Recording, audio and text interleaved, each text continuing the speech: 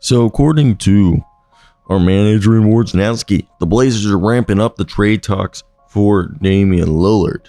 And of course, we're wondering, what does that mean? Well, the Portland Trailblazers allegedly have ramped up the discussions on Damian Lillard over the past week, I assume, because before this week, it seemed like nothing was going on. Now, I want to hear your thoughts before we continue today's video. What do you think the trade package is going to be? Look, Nikola Jovic had a great World Cup. I think his trade value increased. I also do believe Hani Jaquez is going to be included. Maybe Caleb Martin. And then, Kyle Lowry last night at the CSU-CU football game was sitting next to Chauncey Billups. So, little thing. But we all know that the trade request that occurred on July 1st has been slow to develop. Now, Adrian Wojnarowski said this on ESPN. Quote, "My sense is that the Blazers have done a lot more talking with teams in the last, say, 10 to 14 days than they did probably in the at least a month plus prior. Big part of that is the league is back to work now after Labor Day, and training camp is starting to approach.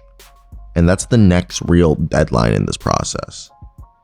But I think Portland, what they've been trying to do is see how they can put together multiple teams in this deal that will get them the assets that they want.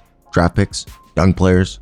There might be a team that their best asset is a veteran player that doesn't interest the Blazers, but there's a third team who might want to take on that veteran and then send whether it's young players or picks in part to Portland.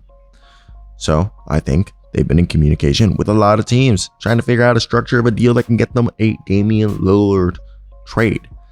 And we'll see how much traction that can get between now and the start of camp," end quote, Wojnarowski said. And the Blazers, as we know, are prepared to bring in Damian Lillard to training camp, regardless if he's traded. Now, I've talked about this before. Tyler Hero is making like $27 million.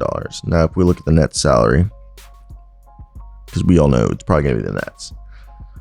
The Nets don't have to send Ben Simmons. What they can do right here is either, I personally think this is where you start to think Caleb Martin. Like, I think a guy like Royce O'Neal could end up on the Heat, but guys like Dorian Finney-Smith, Spencer Dinwiddie, maybe even a Nick Claxton are all guys that could end up on a new team.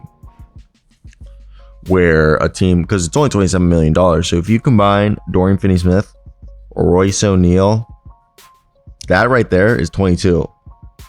All right. And if you really, really, really wanted to make it interesting, Claxton gets you the 31. Just saying. And the easier deal, obviously, is Royce O'Neal and Spencer Dinwiddie. You find a team like, I think maybe like San Antonio, and you get them to take some, Spencer Dinwiddie, buy him out. Not bad of a deal. But it definitely gets interesting as this all plays out. Now I want to hear your guys' thoughts. That's going to be it for me.